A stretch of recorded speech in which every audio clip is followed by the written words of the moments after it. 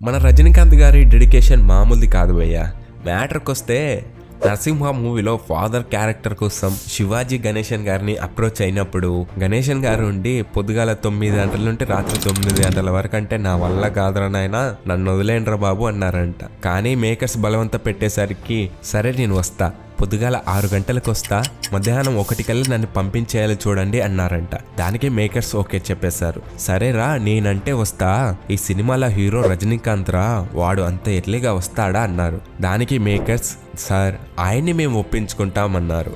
Shoot start అయ్యింది. ప్రతిరోజు కూడా గణేశన్ గారు సెట్లోకి రావడానికి ముందే రజనీకాంత్ గారు మేకప్ వేసుకొని రెడీగా ఉండేవారంట. ఒక్క రోజు కూడా లేట్ అయ్యేది కాదంట.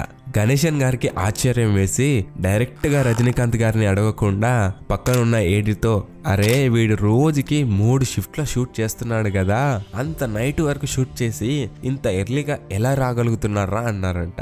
దానికి ఏడి నవ్వుతూ, సార్ ఆయన రాత్రి ఇంటికి పోవడం లేదు, ఇక్కడే మేకప్ రూమ్ లోనే పడుకుంటున్నారన్నాడంట. అది మన రజనీ సార్ అంటే. ఓకేనే అవుతారండి సూపర్ స్టార్స్. ఇలాంటి మరిన్ని వీడియోస్ కోసం మన ఛానల్ని సబ్స్క్రైబ్ చేయండి.